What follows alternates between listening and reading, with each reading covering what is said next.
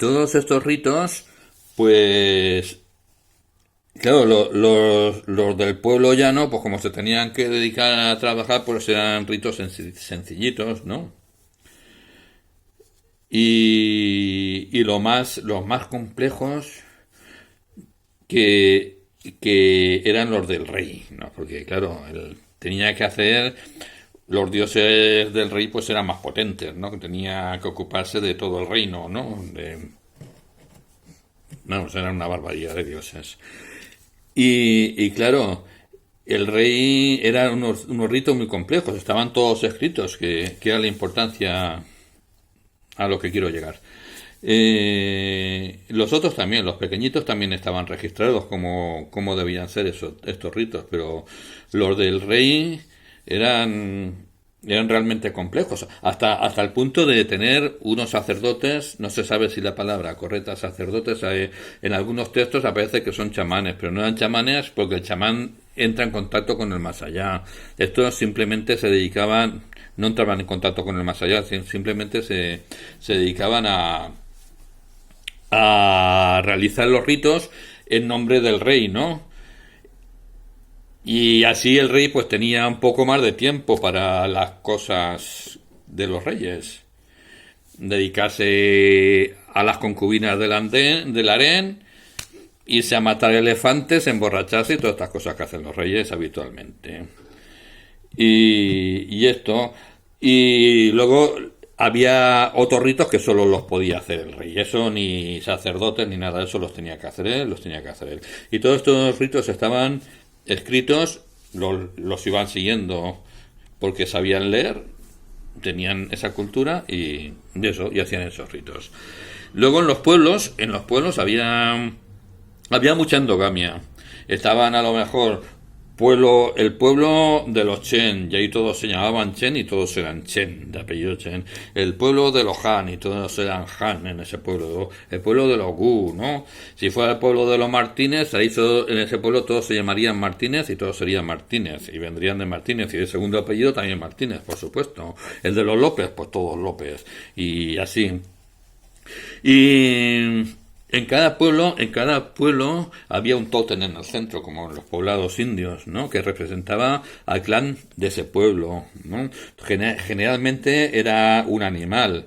Entonces, el pueblo de los águilas, ¿no? Pues tenía un águila que representaba al águila, ¿no? Y le hacían todos culto a los antepasados, ¿no? A los antepasados águilas que habían vivido, habían muerto y todo eso, que pertenecían al pueblo de los águilas. El pueblo de las ardillas, pues tenía ahí una ardilla y le rendían culto a todas las ardillas que habían habido a lo largo de la historia. ¿Qué ocurrió? Que llegó un reino, claro, esto era un reino más culto, más dedicado a hacer rituales, y había al lado un reino pues más guerrero, ¿no? Y que no sabía ni escribir, ni leer, ni nada, pero se dedicaba a hacer guerra, era más fuerte y los invadió. Fue una invasión curiosa, porque aquí normalmente cuando hemos invadido un país, un estado, una nación, un reino, como se quiera llamar, hemos arrasado con su cultura, ¿no? Lo primero que hacemos es aniquilar su cultura e imponer la nuestra, ¿no? Aquí, este pueblo, pues, se ve que era más inteligente que nosotros, a pesar de no saber escribir. Y, y, y se quería integrar en la cultura del país invadido. Ojo al dato, ¿no? Aceptaba sus ritos y todo, ¿no? Y quería aprender de ellos, en lugar de ser al revés. Vamos, lo que hacemos aquí, pues lo hacían al revés, querían eso, ¿no? Y vale, empezaron a hacer los ritos, no sabían leer ni nada, eso por otra parte. ¿Qué ocurre? Que cuando llegaba la hora de hacer ritos a los antepasados de eso, no entendían por qué tenían que rendir culto a unos antepasados que no eran suyos, ¿no? A otros antepasados de otra gente, cuando deberían de hacer culto a sus propios antepasados. Pero no tenían los rituales, no sabían leer ni nada, y entonces no estaban por la labor de hacer eso. Y de ahí pues hubo un poquito de historia y dijeron que no, que si le rendían a algunos antepasados eran lo suyo, pero como no sabían cómo lo tenían que hacer, pues no lo hacían. Y esto es muy interesante, porque claro, al, al no existir el rito, ¿no? Decidieron que lo importante para tener contentos a los dioses era ser buena persona, ¿no? Y se dedicaron al cultivo de la persona.